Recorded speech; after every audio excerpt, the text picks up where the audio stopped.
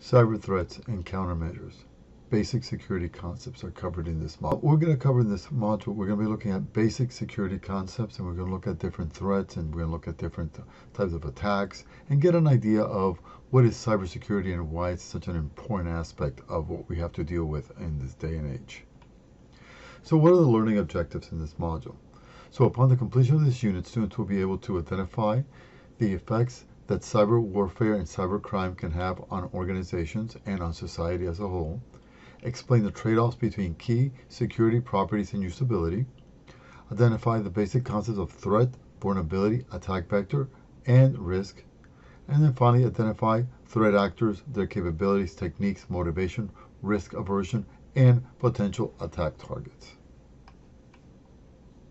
So let's define what is cyber warfare. So the definition that I'm stating here says that cyber warfare involves the actions by a nation state or international organization to attack and attempt to damage other nations' computers or information networks through, for example, computer viruses or denial of service attacks. Now, we're familiar with many recent attacks that have been in the headlines. One of the ones you might have heard is Studnet. Studnet was an attack against the Iranian nuclear program in which a malware was introduced into their operations, and in fact the operations were the centrifuges, and then the centrifuges, the malware would do, it would run them at very irregular manner by exceeding their, let's say, their speed and then drastically dropping it down, causing those devices to either fail or degrade their performance. And again, this was typically thought was designed by one country against another. We don't know who that country is. There's suspicions, obviously, but again, Studnet was one. Another one was an attack in 2007 in Estonia, where there was supposedly Russian hackers tried to disable the government websites, newspapers, and banks, and they had some success in doing that. In addition, also Russian hackers in December 2016, attempted to hack the Burlington, Vermont electrical grid using malicious code. And so these are attacks that are aimed at another nation's infrastructure. And in fact, the United States has set up what's called the United States Cyber Command, and that was created in 2009, and their responsibility is for engaging nation-state actors both defensively and offensively. So cyber warfare, what does it target? What are the targets? So cyber warfare targets systems that are critical to maintaining a nation's way of life. The Department of Homeland Security identified them as critical infrastructure and causes widespread panic and uncertainty. What are these critical infrastructures? Well, financial systems, healthcare systems, energy systems, water systems, communication, food and agricultural systems, and transportation systems. All of these systems are now connected to the internet. And since they're connected to the internet, they have exposure to vulnerabilities. They have vulnerabilities that can be exposed that attackers can try to take advantage of. Imagine if, for example, we have become so dependent upon our cell phones, if communications will be down for any significant amount of time. Many of us, we forget our phones. We sometimes become a little annoyed, maybe a little anxious because we don't have our phone with us. Imagine if we don't have communications any longer. Imagine if the power grid goes down and we don't have energy, or the financial system starts not allowing us to be able to access our accounts and so on. So these infrastructures we are so dependent upon them that any disruption in their operation is seen as a major impact to that nation and to the way that they function. So these are the main infrastructure. Remember these because these are important to know that many of our adversaries are trying to affect. Now, cybercrime, unlike cyber warfare activities, cybercrimes are malicious activities that are often financial in nature. They involve credit card theft, often large scale, cyber extortion like ransomware, or theft of intellectual property, often with the intent to take stolen products to the market before the developing company can do so. These crimes are often perpetrated by individuals in economically disadvantaged countries or hostile nation states. So the main underlying what you're looking to achieve here is financial. You're trying to either use a ransomware to be able to ransom yourself into getting revenue, taking credit cards and then be able to use those credit cards to make purchases or sell them on the dark web, and many times also stealing products that have been developed by one company and then quickly get them out to market, even undercutting them by selling them cheaper in the open market.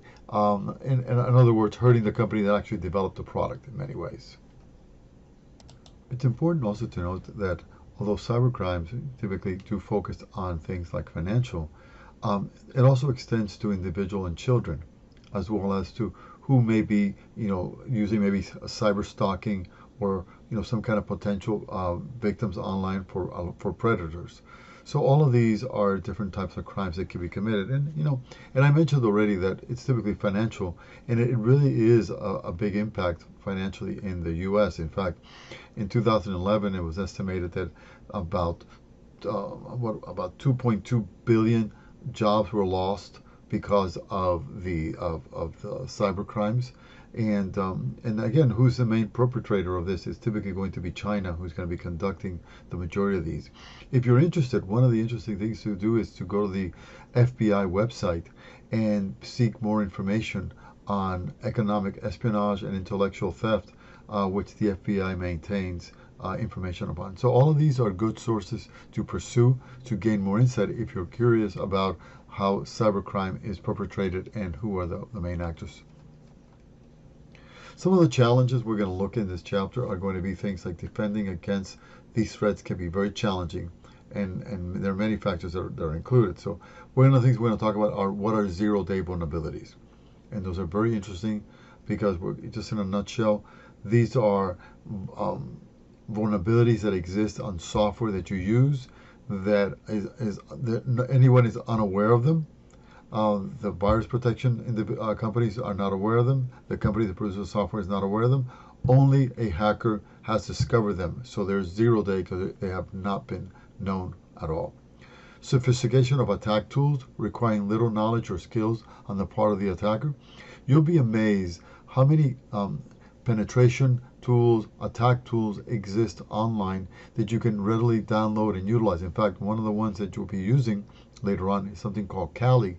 And Kali is a Linux distribution or Linux operating system, and it is filled with different attack tools that you can use. So these are very readily available, and they're relatively easy to use. All you have to be able to do is they come installed, so just start them, maybe read a little bit about how to use them, and then many of them are just point and click that let you quickly exercise them. Another thing is system complexity.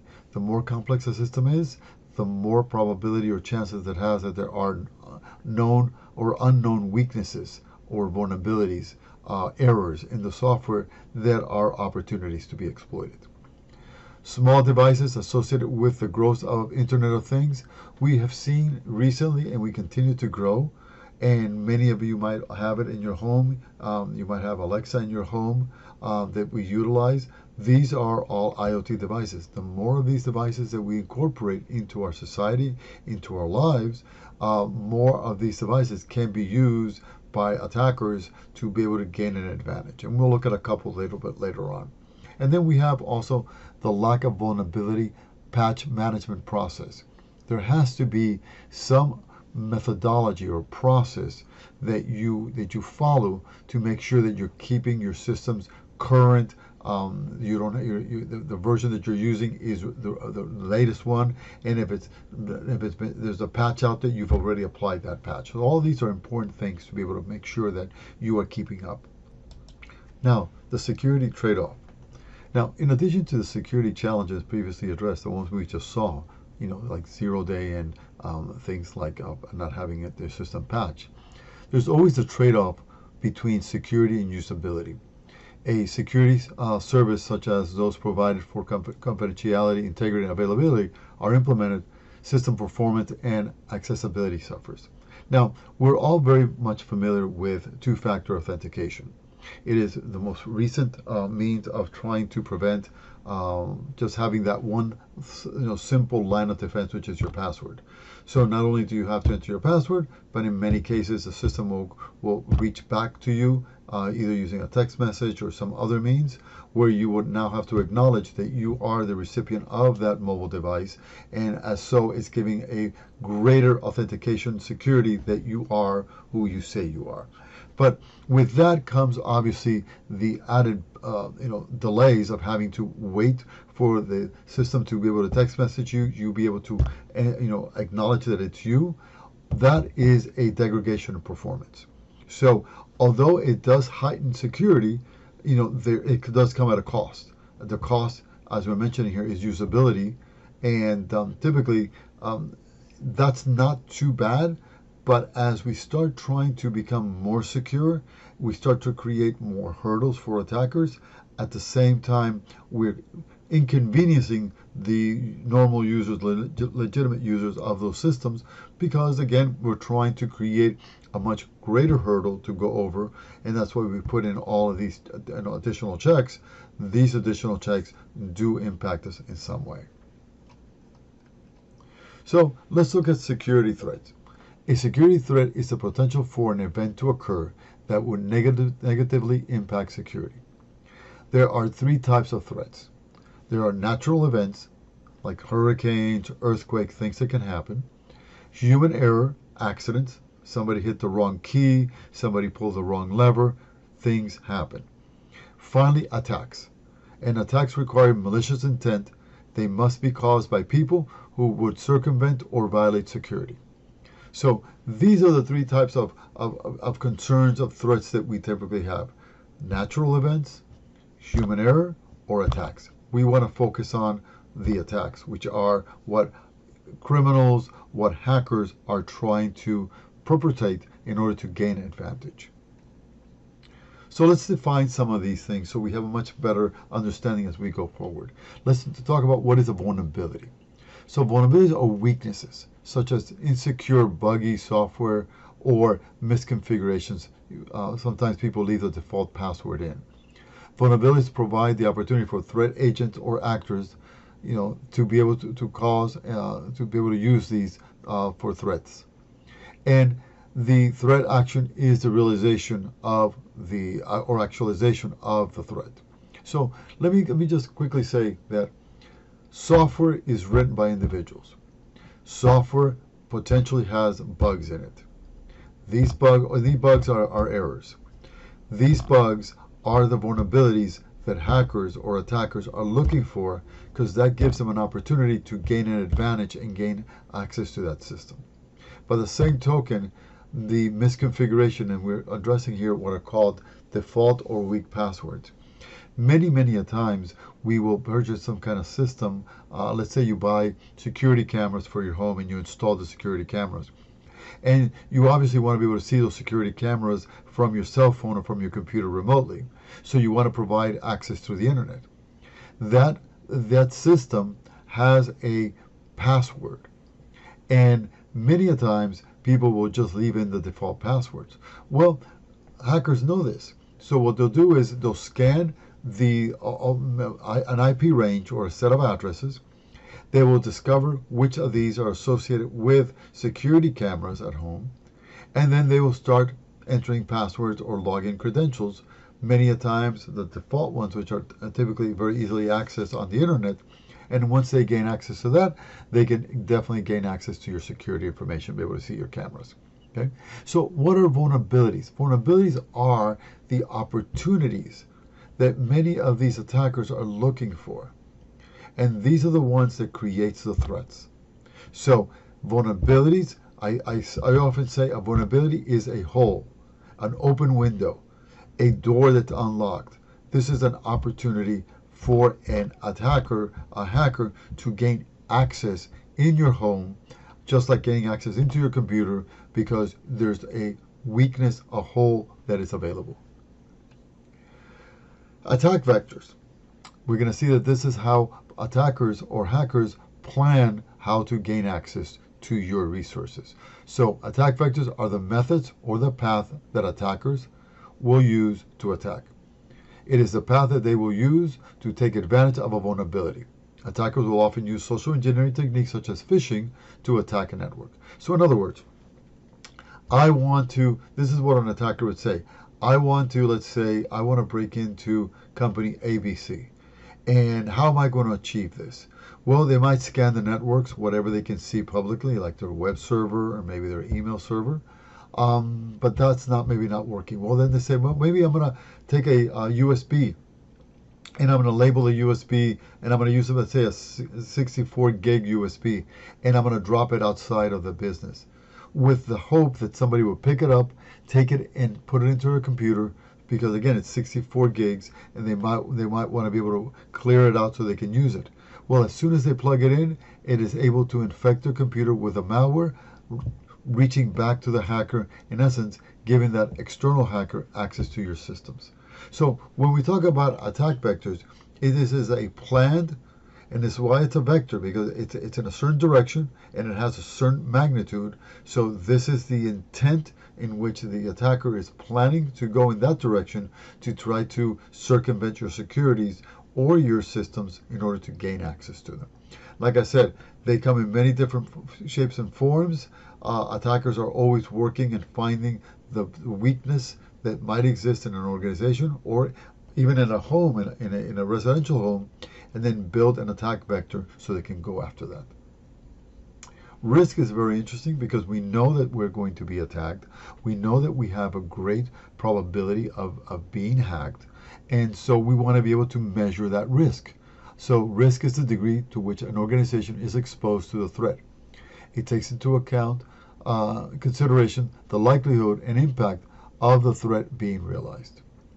Risk assessments are processes used by an organization to calculate the amount of risk that a threat presents to an organization. Often, the goal of such assessment is to better evaluate the proposed security controls for cost effectiveness. So, we know that we can be hacked. If a hack does occur, we want to be able to know what kind of risks do we have, and then when we do a risk assessment, we want to know what the impact would be. And then obviously we also want to have plans in place so that when an attack occurs, we are able then to restore our operations as quickly as possible. So all of these are very important aspects when we're thinking about security and how to protect ourselves. We know that companies, there's really two companies that have already been hacked and companies that don't know that they've already been hacked, because there is such an ongoing effort to hack from government agencies to mid-sized, large, and small companies, that this is an ongoing, persistent, continuous attack that we know that we are very susceptible to it. So it only takes one opportunity for them. So what we always say is that as a security expert, we will have to be 100% right all the time. All the hacker has to be right is just one time. So how do you handle risk? Different techniques. So risk handling is the process of managing risk so that either the likelihood of the threat occurring or the impact of the threat is reduced. We're going to look at a couple techniques that exist, such as risk avoidance, risk mitigation, risk transference, and risk acceptance. The degree to which an organization accepts risks, choosing to do nothing, is based upon their risk tolerance. A risk aversion or avert organization will be more likely to implement security controls even if they are more costly than the event. So in other words, sometimes a company is willing to accept the risks because it is more costly to do something about the risk. So in other words, they're saying that the data that I'm trying to protect is not that important, so if I do get hacked, then I can accept the risk. I can accept the fact that I did get hacked because the impact will be minimal, if anything at all. So these are the kind of assessments that a lot of these companies need to make in that regard. Now, if we want to define these a little bit more precisely, we can say that risk avoidance is the measures taken to prevent threat from occurring. This prevents the likelihood, but it's often unfeasible. A good example of this is you might have a web server that you know has some vulnerabilities and it's accessible from the internet.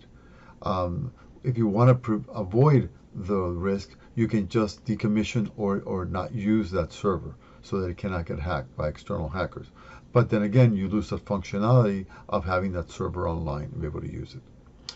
The next one is risk mitigation. This is taking steps to reduce the likelihood or impact, but not to zero, of a threat occurring. So again, you're accepting that your exposure of a threat is not zero, it can occur. And an example of this might be if you have a firewall that you're using and the firewall is examining a lot of network traffic that's coming in and out of the organization. It allows to be able to filter out suspicious traffic. It is possible that it can catch just about all of it, but it can miss some malicious activities. So this does not eliminate the threat completely, but it does eliminate it significantly enough that we talk about this as being a risk mitigation. Risk transference is pretty interesting. It's placing the responsibility of the threat onto another entity. A good example of that is you say, we're going to live with the threat and we're just going to get cybersecurity insurance. And if anything would happen, we'll let the insurance take care of any costs that are involved. And then the last one is risk acceptance, is a risk handling method in which the organization chooses to do nothing to reduce the likelihood of an impact. In many cases, this is the cost-based decision where a risk assessment has determined that the cost of security measures that would be implemented far outweighs the anticipated cost of the threat being actualized. So again, if you don't think that if you don't believe that you're going to be pursued by attackers for whatever reason, and that your information is not that valuable, then adding on to all the security measures that can cost thousands of dollars, and then you need to have special personnel, you're making a cost-based decision to say, I'm going to live with the risk. I'm not going to really implement security to its maximum. But again, all of this is driven by, what are the strategies of the organization. Threat actors, let's look at a couple of these so we can understand what motivates them and so on. So understanding who the threat actors are and the methods of their attacks is critical to effectively understanding and how to conduct cyber defense. This is categorized using a military term as tactics, techniques, and procedures, what's called TTPs. Tactics refers to the art or skill in achieving a goal. Techniques are the methods that are employed that are often unique to the attacker. It's very interesting that many attackers typically have what's called a signature, in which you kind of know who wrote the software, who wrote that malware, or if you're looking at an attack as it's being monitored when a network is being compromised, certain attackers have certain ways of conducting this. The final thing is the P for the procedures are the actions that are taken during an attack, like port scanning or doing any kind of, let's say, phishing attacks or things along those lines, the actual actions you took. Let's look at this. This is kind of interesting. This is looking at the categories of different threat actors. You can see here that you have script kiddies, corporate spies, cyber criminals, hacktivists, nation-state spies and terrorists, and insiders. You can see, and again, we're going to go through each one of these because they're very interesting. Script kiddies are less skilled attackers, usually younger. They're opportunistic.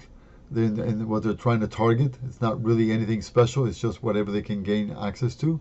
What motivates them is the thrill of hunting and be able to have bragging rights that we're able to achieve it. And the technique used, they use pretty much what are called canned scripts found on the internet.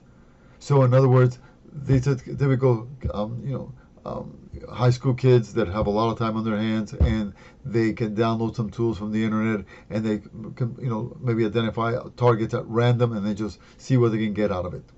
These are very common and you see them a lot with so much information available on the internet. You see a lot of this happening. Risk aversion is very low on this. The next one is corporate spies, highly skilled hackers seeking to access company proprietary data. The targets are usually companies often engaged in R&D. The motivation is economic, espionage, and money. And techniques that they typically use is, like I mentioned before, phishing and other social engineering techniques. The use of remote access Trojans to gain access to the competitor systems. And then the risk aversion here is very high. Cyber criminals, often very organized groups, but can be individuals also acting alone. They usually target banks or companies that store information. Motivation again is money. And techniques that might be using is things like ransomware, phishing, and other social engineering attacks, and aversion here is low. Hacktivists seek to disrupt or vandalize organizations. They want to go after organizations that violate the individual or group's beliefs. The motivation is typically political or other causes in which the hackers believe. And then finally, what are the techniques? They usually they go to a website and they put graffiti on it. They might do denial of service. Will sometimes place personal inside the organization. And again, the risk aversion here is low. The last two is nation-state spies and terrorists. Again, highly skilled. Government and critical infrastructures and organizations are what they're after. And the motivation is to disrupt the critical services and create panic, to steal data to their business, and to cripple the other nation. Techniques difficult to identify due to their skills. Use what's called APT, which is Advanced Persistent Threats, to gain and maintain access. Some use supply chain attacks. And again, risk aversion is high. And then finally, insider, which I think many times is probably the most dangerous, because they have intimate knowledge of their internal systems and operations. These are often employees, usually less skilled. The company they're targeting is their own company's data. Their motivation is theft of proprietary data, or sometimes just to snoop around. And then the techniques is privilege escalation, because they already have access to the system, so they're trying to escalate their privilege so they have access to more information, often through gaining access to other accounts via social engineering. So again, trying to leverage that they're already an organization, they know other employees, and be able to use that to be able to gain higher privilege escalation, so you can gain access to more information. And these are very high in nature when it comes to risk aversion. So these are kind of the broad 6 areas that we can look at different threat actors. And it's good to have an idea of who and what they are and what motivates them, because again, this is what many cybersecurity personnel are up against. And knowing what you're up against, and like I said, insiders to me is probably the most riskiest, because they are intimately aware of how the operations work. So there's less of a hurdle to gain vital information and how things operate within a company that they're already working with, so they can target that much more effectively. So these are the ones. Make sure you look through these.